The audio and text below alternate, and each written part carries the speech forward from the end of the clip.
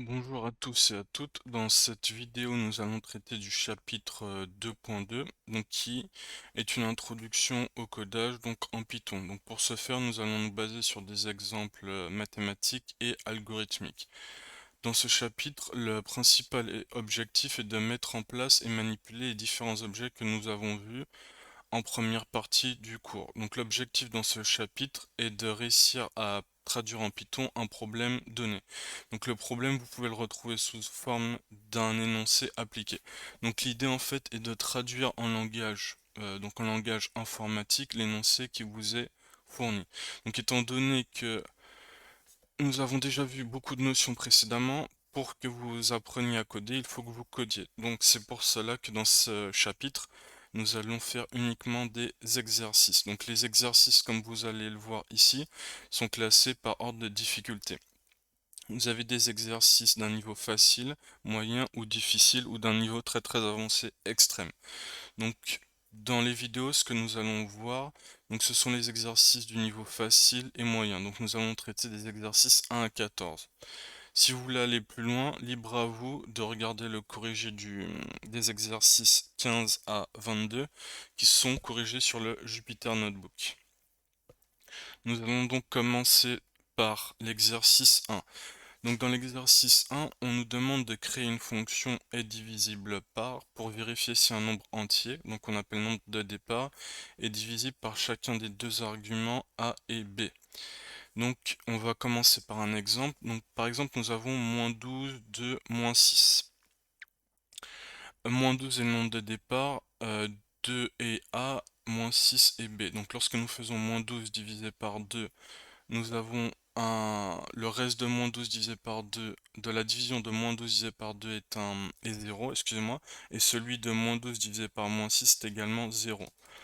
Donc ce que nous devons faire donc pour commencer, c'est en fait voir la fonction doit permettre de vérifier si le reste de la division euclidienne du nombre de départ par a est égal à 0 et si le reste de la division euclidienne du nombre de départ par b est égal à 0. Donc nous allons tout d'abord commencer par définir notre fonction. Donc def est divisible par. Cette fonction va dépendre de trois paramètres, nombre départ, a et b. Donc nous mettons ensuite deux points afin d'indiquer à Python les instructions de la fonction. Donc nous avons une structure conditionnelle. Donc nous devons vérifier est-ce que la division de moins 12 par 2 donne un reste nul. Donc nous allons utiliser la commande suivante. Donc if nombre départ pourcentage a égale 0 n nombre départ pourcentage b égale 0, 2 points.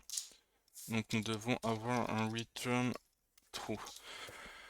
Donc nous indiquons à Python de faire de calculer le reste de la division euclidienne du nombre de départ par A et que s'il est égal à 0 et si le reste de la division euclidienne du nombre de départ par B est également à 0, il doit nous return true. Autrement dit, cela va permettre euh, à notre programme de retourner la valeur vraie, donc si le nombre de départ est divisible par A et B. Ensuite, si le nombre de départ n'est pas divisible par A et B, donc nous avons dans ce cas-là un else, Python doit nous return un false. Donc une fois que nous avons défini notre fonction, ce que nous allons faire maintenant, c'est tester cette fonction. Donc nous allons récupérer notre fonction, donc est divisible par, et nous allons l'appliquer à l'énoncé fourni, moins 12 de moins 6. Et ensuite, nous allons activer activer notre fonction, excusez-moi. Donc vous voyez qu'il y a une erreur, donc en fait c'est juste que nous avons oublié une virgule entre le 2 et le moins 6, donc Python indique qu'il ne trouve pas l'argument B. Donc nous corrigeons, et une fois que nous avons corrigé notre problème, donc notre erreur, pour le dire simplement, donc nous voyons que Python nous retourne la valeur true. Pourquoi? Parce que si nous faisons moins 12 divisé par 2, le reste de la division euclidienne c'est 0, et moins 12 divisé par moins 6, le reste est également 0. Donc il va bien return true. Alors que si nous essayons de enfin, si nous appliquons notre fonction à moins 12, 2,-5, Python va nous return false. Donc on peut rajouter un print si vous souhaitez afficher l'ensemble des résultats de votre fonction. Donc il va nous return false parce que moins 12 divisé par moins 5, donc le reste de la division de moins 12 divisé par moins 5 n'est pas un nombre, n'est pas, le reste, excusez-moi, de moins 12 divisé par moins 5 n'est pas un entier. D'accord? Donc c'est pour cela qu'il va nous retourner false. Maintenant nous allons passer à l'exercice 2. Donc en fait dans l'exercice 2, nous devons tout simplement créer un programme qui va permettre à l'utilisateur d'entrer un prix hors taxe, donc on va noter acheter, et donc qui va afficher le prix TTC. Donc on va supposer un taux de TVA égal à 19,6%. Donc en gros le prix TTC c'est le prix hors taxe multiplié par le taux de TVA. Donc en fait, comme vous le constatez, on doit créer un programme qui va interagir avec l'utilisateur. Donc afin d'interagir avec l'utilisateur, donc nous allons utiliser la fonction input, d'accord? Donc nous allons commencer par définir le prix hors taxe, ok? Donc qui est égal à input, donc input qui va en fait demander à l'utilisateur quelque chose, donc une information. Donc il va lui demander quoi? Le prix hors taxe, et nous allons lui indiquer qu'il doit mettre le nombre 0 pour terminer. Ensuite, donc nous devons nous assurer que le prix hors taxe est un nombre décimal, d'accord? Donc nous allons rajouter un float à notre input. Ensuite, étant donné que nous sommes sur un prix, donc nous devons indiquer à Python que le prix doit être, que notre calcul doit s'appliquer uniquement au prix positif. Donc nous allons l'indiquer de la façon suivante, while prix hors taxe supérieur à 0. Donc Python, tant que le prix donc, est supérieur à 0, donc ce qu'il doit nous afficher, enfin ce qu'il doit demander à l'utilisateur, c'est le prix hors taxe. Et une fois que le prix hors taxe a été demandé à l'utilisateur, nous devons tout simplement... donc non, excusez-moi, il y a juste une petite coquille. Ça, cela interviendra à la fin du while. Donc là, en fait, une fois qu'on a le prix hors taxe, nous allons calculer le prix TTC. Donc nous allons demander à Python de print donc prix TTC, deux points. Donc j'écris et je vous explique l'intégralité du code après, .2.f, et donc pourcentage, et ensuite on doit calculer le prix TTC, qui est égal à rien d'autre que le prix hors taxe que nous avons calculé précédemment, fois 1.196, donc fois... Donc 1.196 parce que c'est 1 plus le taux de TVA divisé par 100. Donc comme vous pouvez le constater, donc on doit print, donc on va demander à Python de nous afficher le prix TTC, et le pourcentage point de f c'est afin de lui indiquer qu'on veut le prix TTC à 2 décimales. Et donc ce qu'il doit calculer ensuite, donc c'est le prix hors taxe multiplié excusez-moi par 1.196. Et vous avez le pourcentage donc pour le calcul qu'il faut que vous mettiez juste ici. Et donc votre code va se terminer tant que vous n'avez pas indiqué, tant que vous n'avez pas mis la valeur 0. Parce que si la valeur 0 est mise, vous voyez que cette condition-là n'est pas respectée, donc le temps que le prix est positif. Donc c'est-à-dire que vous allez pouvoir au final clore votre programme, donc vous allez print au revoir. Ok, donc nous allons tester notre code. Donc Python nous demande d'entrer un prix hors taxe, donc si nous mettons 100, donc il va nous afficher que le prix TTC est de 119,60. Et si je veux, donc je peux tester avec docnombre, et si je veux que Python me print au revoir, je mets 0. Et à ce moment-là, il va bien me printer au revoir. Donc je réexplique la structure générale du code. Donc dans un premier temps, je demande à l'utilisateur le prix, donc à l'aide de la fonction input, et donc je l'englobe dans un float afin de m'assurer d'avoir un nombre décimal, donc de convertir le résultat en un nombre décimal. Ensuite, vu que je m'intéresse à des prix, donc je vais mettre en place un while, donc un tant que le prix est positif, Python doit effectuer cette tâche-là, donc ce code-là, excusez-moi. Donc il doit me printer le prix TTC, et donc il doit faire le calcul du prix hors taxe fois 1,196 et ensuite il doit redemander à l'utilisateur, donc avec la ligne que je viens de vous surligner, donc quel est le prix hors taxe qu'il veut exprimer en prix TTC. Et une fois que vous mettez 0, le prix n'est plus positif. Donc Python va print au revoir. Donc c'est ce que je vous ai montré ici. Maintenant, nous allons passer à l'exercice 3. Dans cet exercice, donc, on a un utilisateur qui doit donner un entier positif n et le programme doit afficher pair si cet entier est divisé par 2, impair sinon. Donc tout d'abord, nous devons donc demander à l'utilisateur d'entrer un entier strictement positif. Donc n égale. Donc étant donné qu'on veut interagir avec l'utilisateur, nous allons utiliser la commande input. Donc on a input. Alors nous mettons des guillemets, donc entrer un entier positif, ok, donc 2 points. Et nous devons nous assurer que cet entier, donc le nombre n c'est un entier positif, donc nous allons rajouter int pour integer pour convertir donc ce que l'utilisateur a entré en integer. Ensuite, si vous regardez bien ce qu'on nous demande, on doit avoir un entier positif. Donc c'est-à-dire que le nombre qu'on doit avoir, il doit être strictement supérieur à 1 dans notre cas. Donc on veut pas 0 et on veut pas tout ce qui va de 0 à moins l'infini. Donc nous allons donc mettre une condition qui va... Enfin, nous allons utiliser un while qui va permettre d'afficher donc un message d'erreur entre guillemets à l'utilisateur si il ne rentre pas un entier strictement positif. Donc donc c'est entrer un entier strictement positif, d'accord? Entier strictement positif. Donc nous avons n, donc là si par exemple l'utilisateur met 0, donc ce qui va lui apparaître comme message c'est entrer un entier strictement positif. Nous allons juste rajouter s'il vous plaît, donc pour la politesse, donc d'entrer un entier strictement positif. Ensuite, ce que nous devons faire, c'est voir est-ce que le nombre n est divisible par 2. Donc c'est très simple, nous allons faire une condition, structure conditionnelle.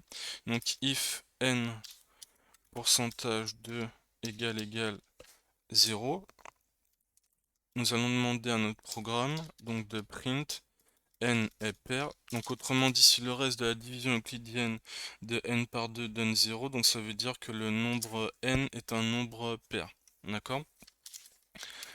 Dans le cas contraire, donc else, Python doit print n est impair.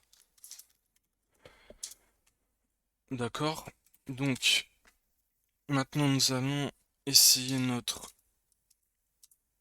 code.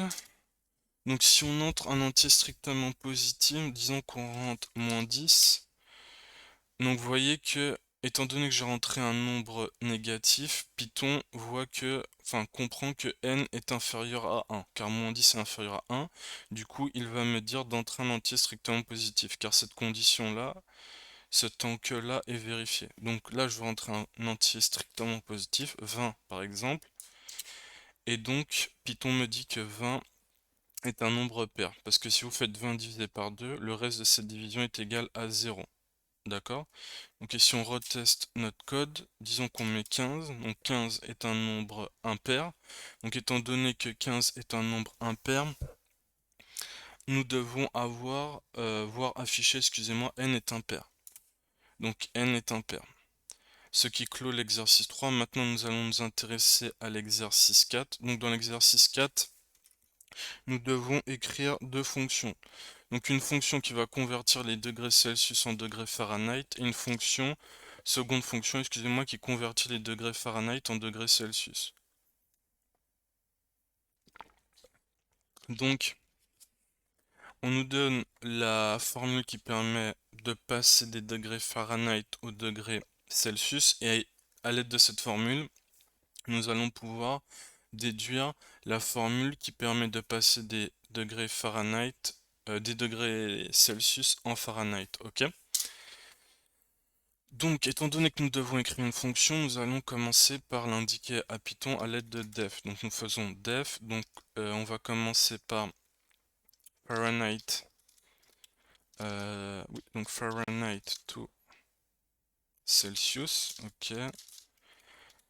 Et donc cette fonction, elle va prendre comme argument F, donc c'est-à-dire la valeur en degrés Fahrenheit. Ben, c'est tout simplement cette formule-là que Python doit nous calculer. Donc nous allons lui indiquer de return f-32, parenthèse, fois, ok, fois 5 divisé par 9. Ok, donc nous avons ça. Ensuite, donc ça c'est la fonction qui nous permet de passer des degrés Fahrenheit au degré Celsius. Nous allons ensuite faire une fonction qui permet de passer des degrés Celsius au degré Fahrenheit. Donc def Celsius